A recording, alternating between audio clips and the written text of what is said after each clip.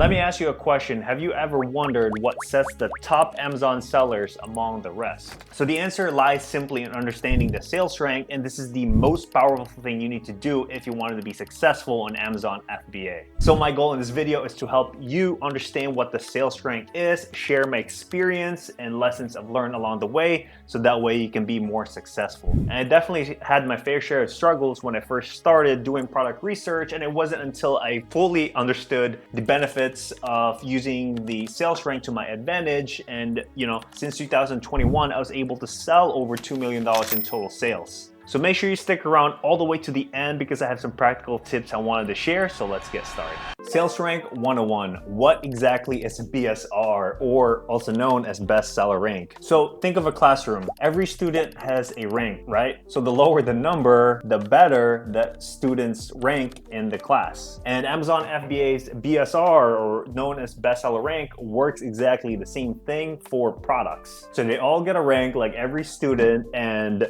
the lower the number, the better it sells. So that is the metric that we just need to understand, and this is why it's so important. And the easiest way to understand this is like a bestseller rank book. #1 bestseller, New York Times. That means it's the most popular book in terms of Amazon, and this goes in all different categories. As you know, Amazon pretty much anything you can think of. Okay guys, we're on Amazon here, and I simply just type in makeup right here in the search bar, and these are the results. So you can see the sales rank here. This little number is the sales rank of each product. So you can see this is a sponsored product rank in the 130,000 right here, and this product right here by L'Oreal Makeup is rank 137. So right off the bat you can tell which product is more popular or gets more sales. So I clicked on the L'Oreal Makeup right here, so you can see this is the title, the buy box, your typical Amazon sales page. But if you actually scroll all the way down under the product details, this is where you can find the BSR, the best sellers rank of this certain product. So this is a public information that anyone can just look for, that Amazon provides for anyone. The BSR really matters because it's the most powerful thing in order for us when we're doing product research to really determine if a product sells or not. And it's basically a cheat sheet because it's an information that each product has, and Amazon simply provides that for you. So when you're doing product research, it simply will make your life easier because you don't have to second guess anymore if a product's going to be in demand or if even people are going to buy it. So when you're investing your own money to different products, you can rest assured that you will get your return of investment. And most of all, this is especially useful when you are a beginner, because I didn't learn this when I first started. I had to kind of figure my way out through different mistakes, doing a lot of bad buys. So this is the last thing that you would want when you get started, and making sure you don't have as much obstacle, or I would say remove as much friction when you're getting started. And this Amazon sales rank chart right here, provided by cleartheshelf.com. Shout out to Chris Grant, is super useful. This gets updated pretty much every month, so you can use this as your guideline. And my personal tip here, if you want to ensure your product sells or has demand, is to stay in the top 1%. And you guys can see right here, it has a different category, right? So it shows you all the different category, and one thing you will notice that each top 1% of different categories may differ. So this is where it's really crucial to get familiar with the sales rank. Because in the example we had looked at in the makeup, we are looking under beauty and personal care. So the top 1% under beauty and personal care goes all the way up to 144,000. Now, if we're comparing that to, let's say, video games, for example, right? Video games all the way at the bottom here, the top 1% only goes up to 11,000 or almost 12,000. So that's why you have to pay attention on the different products you're sourcing, because one number can be way different than the other number depending on the category. So definitely bookmark this website right here. I'm gonna link it down below. This is gonna be your cheat sheet and guide, and this is the same tool or information that I was using when I first started. And also to kind of help with the sales rank, Amazon just released this new feature right here. So you can see it has a little information, says 5,000 bought the past month. This is so powerful because before, when I at least started, they didn't have this. This is a new feature to Amazon that kind of just helps reinforce the sales rank and the actual internal data that Amazon, receives, or how many sales it sells per month. So that way, when you're looking at this product, for example, it just gives you confidence, like, yeah, it sells a lot. But ultimately, what had helped me with my time, because when I first started, I was doing this as a side hustle, was using the right tools to kind of to make my time more efficient and, less stress when doing a lot of manual searching, especially when going through different products. So brings us to part 2 of how you can use tools to make your product research and help reading the bestsellers rank a lot easier. So the tools that really help me a lot in terms of product research and the sales rank is going to be Keepa and SellerAmp. So the feature that I showed you guys earlier when on the product results page here is actually Keepa, because as you can see, I just opened up without the extension here, you don't see those numbers, right? So when I have the extension of Keepa, you can see it clearly shows you the best sellers rank here. So this is one example of how we can make it efficient, because you don't have to actually click on the product itself just to figure out the BSR of the item. So how to read the sales rank when using Keepa right here is this little green thing. So right now we have a clean slate of the Keepa chart, as you can see, but if we press the sales rank right here, it's in green. As you can see, I'm hovering through the different numbers. So back in August 8th, the sales rank was 14,000. Then September 6th, it kind of spiked up a little bit to 41,000. So as you can see, guys, the lower the number, the better you're gonna get sales. So you can see right here, it kind of peaked around early September, late August. That just tells me, it was back to school season, so it only made sense that this sales rank would go down. And if we zoom out of the Keepa right here, so you can see there was a gap some part of last year from January to March. So this shows a no rank. So normally, if you see a lot of products that have no sales rank as a beginner, I would just recommend to avoid it because you don't have any data to base it off with. But for example, like this product, if you actually go all the way back right here, back in November, as you can see, it's 25,000, 17. It's pretty steady overall, even though it might have the gap where the sales rank went away. I can still use the previous data like this product sells, so that's one way you can use it. But if you see a Keepa chart that has no sales rank at all, no history, then I would completely avoid it because there was no information that we can base off our product decision off. And guys, the other tool that I would recommend and I use every single day is called SellerAmp. So you can see right here, this is SellerAmp. So it gives you different information. So you can see BSR right here. It automatically shows you what percentage it is, so it's handy. You don't have to go to different websites or kind of click on the product. It just makes it easier, and that's why these tools provide, especially right now we are in the age of AI technology. Why not take advantage of it? Like, you're already using a smartphone,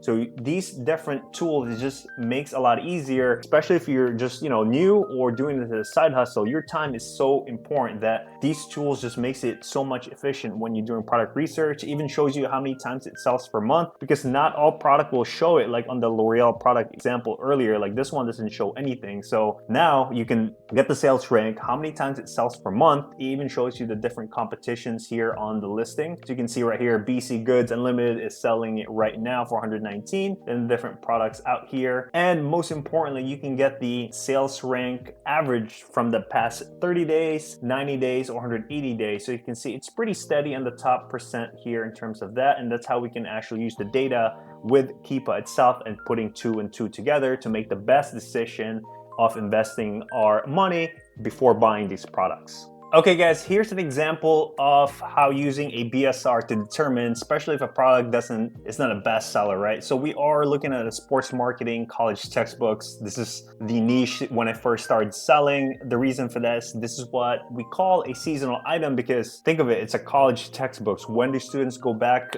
to college is during the fall. So you can see September, August, depending on the college, that's kind of where it's going to spike up right here, because it goes from almost 500,000 sales rank all the way to 8,000. So you can see the really demand out here. But again, guys, that's a seasonal. Maybe in February, depending if the class offers it, it does goes down here a little bit. But throughout the rest of the year or the semester, students already have their books, right? So they're not going to purchase as much. So this is in the past year right here. So this is the data we're looking at using Keepa. Now, if we zoom out throughout this history, so you can see the little dips here and there. And if you had to guess, those are around during September, which is the fall season. So this is where you can really take advantage of reading the BSR with the Keepa graph, even though you might not see if it's going to be bestseller or not, but you can definitely anticipate on the coming semester that it's going to sell. So part 3 of the video here is practical bonuses that I've learned from my own experience to help you out. Number 1, if you're not sure about a product, is to do a test buy. That is the best way to really learn how often the product sells. Of course, the data is there to guide us, but the best information is your own data. So if you're not sure about a product, everything looks good, you want to do a test buy, whether that's 5 units, 10 units, all the way to 20, just to see. And of course, that's going to validate if the sales rank is actually good and if it sells out fast. And if it does, great, buy more. If it not, at least you've limited or lowered your risk in terms of that aspect. And from my own journey, that's what helped a lot. You know, when I first started, I was buying different products, doing small little test buys from different categories. So you guys can see on the sales rank here, there's different categories available. And now I don't even have to look at it because I've done so much sourcing in different products out there, put in quote unquote my time, that I kind of know it at the back of my head. Of course, sometimes I still refer, you know, using Keepa or Selleramp, but that's the benefit if you're doing small test buys out there and buying wide, aka not putting all your eggs in one basket, but actually diversifying, especially when you're just getting started. And number 2, see mistakes as, you know, lessons. Might be expensive one, hopefully not, but those are pretty much gonna be your learning curves out there. You know, it's guaranteed that you will make a mistake. I know I had my fair share. That's why we want to try to limit in the beginning, because that's the only way how you can get improved, right? Like you can only do so much when doing and reading the data out here, but we not gonna let that prevent us from actually making a decision to make a purchase, especially if you've done the hard work or if it's on a limited sale. Go ahead and purchase it because that's the biggest value or lesson you're gonna learn from it. And slowly but surely, you're gonna improve your decision making, your product sourcing throughout time, because each one of these buys truly adds up. Then you're gonna go back into your, you know, Amazon Seller Central, see which product works. Then you slowly, you know, gather data from there. And one of the biggest mistakes I've done when I first started Amazon FBA was when I was sourcing, you know, different books, because when I was scanning that, all I cared about was the profit, how much profit was it gonna make. I didn't know, like, this certain book, for example, not this exact one, but you know, the book I was purchasing was ranked in the millions. Like it was never gonna sell, or if I got lucky, that was the thing, but it was profitable for me. So I just ended up spending money on it. I think there was, you know, I don't know the exact quantity, but anyway, I ended up purchasing it, but then it just sat there. You know, it was on my Amazon store for almost a year and a half, and I eventually just, you know, got it back, sent to me, and it never sold. So that's one of the biggest mistakes I've done, and a lesson learned for sure. Tip number 3 or number 4, I forgot where we're at, is to mix your products. What I mean by that is, you know, buy some products that have low BSR and some that have maybe, you know, higher BSR, top 3. So you can see in the guides right here, you can follow through, or using the tools that I had mentioned, because it's going to help you learn different aspects out there. Because as a rule of thumb, the lower BSR in a perfect world hopefully will make us money, but unfortunately it's so much competition, because that's what people are going to be wanting to source, right? The lowest ranking. So it's good to mix it with a high BSR, because not many people are going to be searching for it, right? They're mostly going to pass it because you know, it might not move as fast. So but on the other hand, it will bring you better profit because of less competition. So that's why it's important to have a mixed bag, because you have your products that moves faster, then a little bit slower but more profit. So it really depends on your situation. When, you know, if I was to start over again, I would probably stay in the middle, just that way I have a good healthy profit, still sells a lot. Because if you are, you know, trying to scale as much possible, then yeah, wholesale method and stuff like that is going to give you a lower margin, but gives you products that sells a lot as well. So it's good to balance that. So know yourself. If you don't have much capital to start with, try to get focused profitability mixed with a good BSR, then, you know, definitely take it from there. So for my situation, sometimes I find myself, you know, depending on the month, I might have extra capital that I need to spend, because that's better than just, you know, having my money sit out there, is to, you know, I'll go ahead and buy maybe a lower ROI product, or test a different product or category that I haven't sourced before, or whether it's a seasonal product like Christmas, or, you know, Valentine's Day, or even, you know, books, for example, just to play with it again and just to have understanding of what's going on in the market, because you can never learn too much with Amazon's business. Hopefully you have a better understanding of what the BSR is and how you can use it to your advantage when doing product research. Guys, if you want to learn more about Amazon FBA, definitely hit the thumbs up and subscribe button out there. We do have a free Discord down below. And if you want to learn different sources how to do online arbitrage, check this video out right here. Thank you guys so much. Catch you in the next one.